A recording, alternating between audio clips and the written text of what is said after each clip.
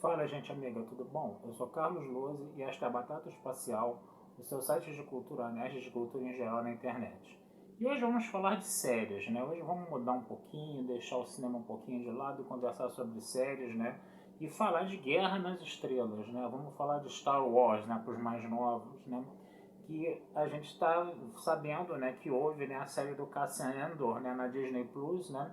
Ela acabou recentemente, né? Eu vi todos os capítulos para fazer um apanhado geral dessa série aqui, tá? Não fiz a opção de falar episódio por episódio, né? Porque era realmente uma grande história em 12 capítulos, tá?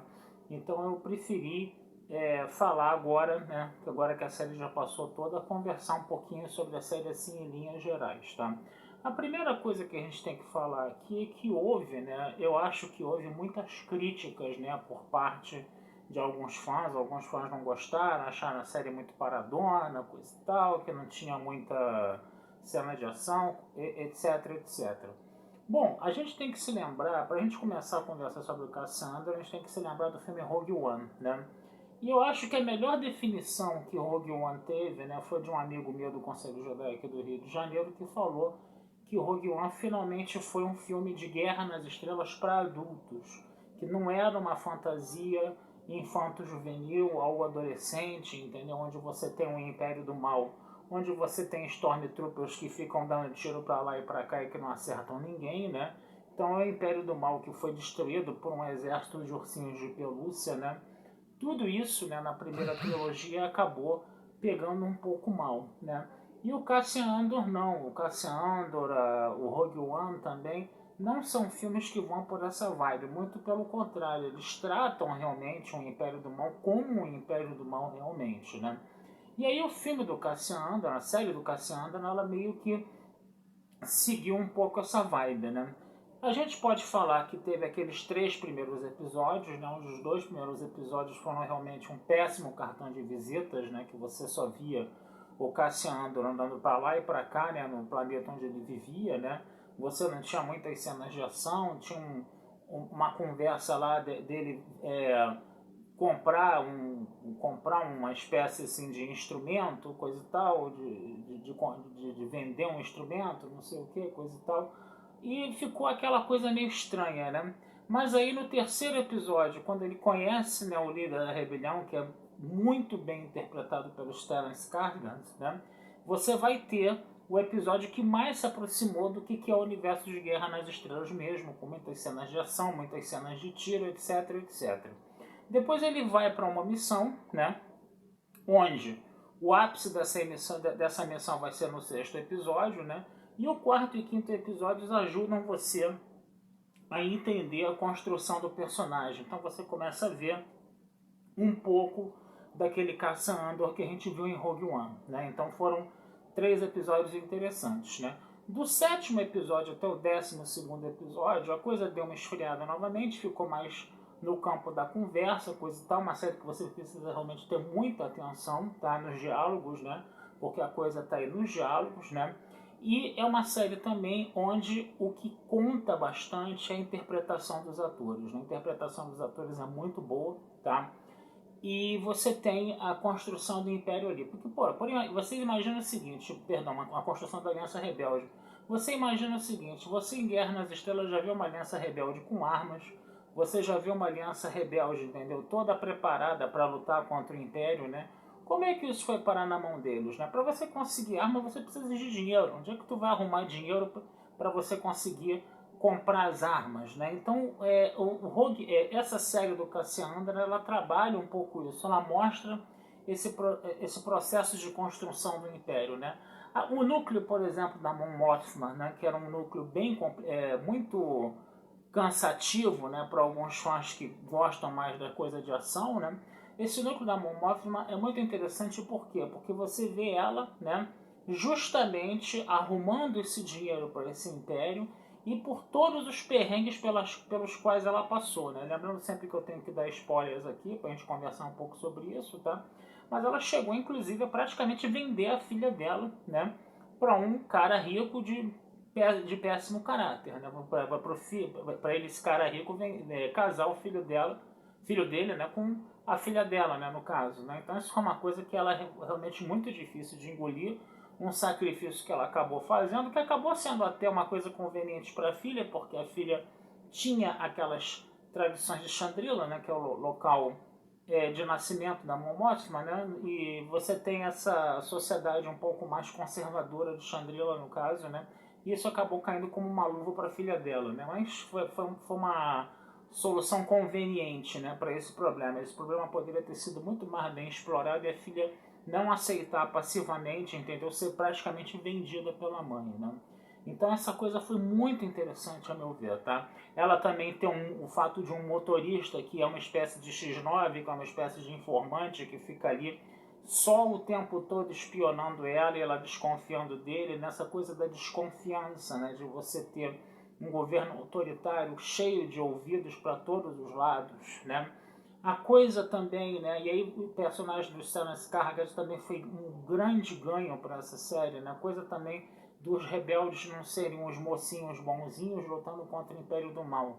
Para você ser rebelde, para você lutar contra o Império do Mal, você não. A última coisa que você pode ser é bonzinho, cara. Você realmente tem que ter poucos escrúpulos também, tem que também lançar a mão do expediente da violência, entendeu?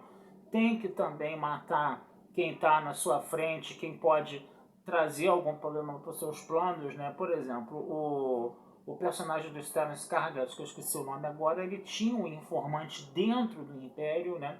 E um membro do rebelde, ele ia atacar, né? E esse ataque era de conhecimento do Império e o cara ia ser aniquilado se ele atacasse, né? Agora, se eles avisassem pro cara, né, que ele ia ser aniquilado no ato de atacar, ele recuasse, entendeu? O informante dos rebeldes dentro do Império ficaria exposto. Então eles praticamente sacrificaram, tá? Esse membro dos rebeldes, né? Não avisando nada e deixando ele morrer, dele morrer e mais 50 pessoas junto com ele, né, no caso, né. E isso foi uma coisa, inclusive, que o próprio Saul Guerreiro, né, que a gente sabe que o Saul Guerreiro é o cara mais estourado ali da coisa, né, o próprio Saul Guerreiro também acabou concordando, né, com esse sacrifício, né, com essa imolação desse membro dos rebeldes, né. Uma coisa que a gente olha assim no primeiro momento, entendeu? Que não tem, não é uma atitude nem um pouquinho louvável, é uma atitude inclusive muito reprovável, mas, né, era uma coisa que era absolutamente necessária para os planos, né, dos rebeldes de constituírem, entendeu, uma aliança rebelde, de eles precisarem desse informante dentro do Império, né. Então é uma coisa muito interessante isso, uma coisa que Guerra nas Estrelas nunca trabalhou, né. O próprio fato também do personagem do Cassian Andor também, né? Ele teve aquela infância dele lá meio complicada, ele tinha mãe, coisa e tal. Ele acaba sendo preso, né? Pelo simples fato de estar andando na rua e vai para um campo de trabalhos forçados, né? Onde os prisioneiros precisam cumprir metas, né? Onde você tem toda uma exploração ali muito violenta. E aí eu confesso a vocês que eu me lembrei um pouquinho do Metrópolis, né? Eu vi aquela parte do filme, né? Essa parte do presídio, né? No caso, onde você tinha inclusive um personagem do Andy Serkis, né? O Andy Serkis fazendo uma baita de uma interpretação, né? Toda essa parte ela foi muito interessante. Essa rebelião que eles fizeram para fugir do presídio também foi muito interessante, né?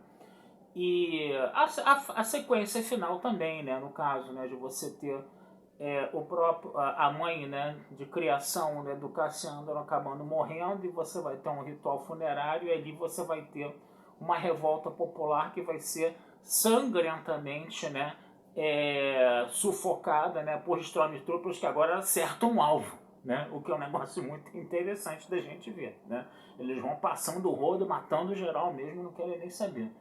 Então, a coisa também que a gente tem, né, da Bix, né, que era uma personagem, né, que seria o que mais se aproximaria do par romântico do Cassiandro ali, né, dela ser torturada também, né, esse império ele tortura, né. Numa Nova Esperança, a Princesa Leia foi torturada, mas ela saiu toda bonitona, linda, maravilhosa, e depois de ser torturada, aquela tortura não impressionou ninguém, né, na verdade, né, não. Agora, nessa série do Cassian Andor, não, nessa série do Cassian Andor a gente vê a tortura, entendeu? acontecendo ali, a Bix ficando completamente destruída, completamente arrasada por essa tortura, ela fica completamente sugestionada a não se revoltar, nem fugir da prisão quando o Cassiano Andor vai tirá-la da prisão, né? Então, isso é uma coisa muito mais palatável. Quando você está lidando com uma ditadura, com um império autoritário, você tem violência, você tem injustiça, você tem campos de trabalho forçados, né? Com metas de produção a serem cumpridas, né? Aí você vê uma crítica velada ao capitalismo também, né? Na série. Você vê tortura, entendeu? Tortura realmente acontecendo ali para valer, né? No caso, né? Um torturador completamente... como podemos dizer, com uma voz mansa, né? com uma simpatia ali, com um sorriso ali simpático, né? Onde você tem todo um sadismo escondido ali atrás daquilo tudo, né? Então essas coisas realmente são coisas que apavoram, que mostram essa face do mal do Império. A própria núcleo do Império também, que é que você tinha aquela personagem, né? Aquela loura lá, aquela personagem também, que ela realmente ela conseguiu passar toda a repugnância, todo o autoritarismo do Império só praticamente nas suas expressões faciais, né? É uma coisa muito interessante a gente perceber aquilo, né? Como ela realmente, e na interpretação dela também. Essa é uma série onde você tem atores interpretando muito bem, tá? E eu acho que isso, entendeu? Realmente deu uma, como eu posso dizer, deu uma todo um conjunto de virtudes e qualidades para a Guerra nas Estrelas, entendeu? Que a gente não conhecia, né? Eu costumo dizer que nessas séries mais novas, né, Guerra nas Estrelas se aproximou mais de Star Trek e Star Trek se aproximou mais de Guerra nas Estrelas. Enquanto você está vendo batalhas de naves, dando tirinhos para lá e para cá, nas novas séries de Jornada nas Estrelas, né, da era Kurtzman, né, você está vendo Guerra nas Estrelas fazendo o caminho inverso, fazendo um caminho mais cerebral, mais reflexivo, né? Que trabalha determinadas questões que antes não eram trabalhadas nesses filmes de aventura. E no final das contas, quem está ganhando com isso é Guerra nas Estrelas, e Jornada nas Estrelas, infelizmente, está perdendo com isso, né? No caso. Então, gente, Cassian Andor não é aquela Guerra nas Estrelas raiz que a gente gosta de ver, de aventuras de capa-espada, de tiros, de naves estelares dando tiro umas nas outras. Nessa Guerra nas Estrelas, essa Guerra nas Estrelas mais antiga, mais raiz, ela não aparece em Cassian Andor. Por um outro lado, entendeu? A gente vê uma série muito mais madura, né? E a série mais madura está mais centrada nas ações dos personagens, na atuação deles, né, no caso, está mais centrada nos diálogos que são altamente elaborados nessa série. É bom você até depois dar uma olhada nesses diálogos com mais calma, tá? Então, isso tudo transforma Cassian Andor numa coisa tão especial, tá? E é uma vibe completamente diferente. Você realmente tem que ver Cassian Andor dentro do que ele está se propondo fazer. E dentro do que ele está se propondo fazer, a série é muito boa, a meu ver, tá? Eu não vou aqui criticar, não vou aqui falar mal, não. Eu vou realmente elogiar essa série, até porque eu sou um cara suspeito, porque eu adoro esse personagem. Eu acho que esse personagem foi uma aquisição muito boa para o universo de Guerra nas Estrelas. Tá certo, gente? Então vou ficando por aqui, tá? Desejando a vida longa e próspera a todos, né? E numa outra oportunidade a gente conversa mais sobre cultura aí, seja cinema, seja livros, seja séries, né, dos streamings. A gente vai conversando aí, tá certo, gente? Um abração, fui e até a próxima.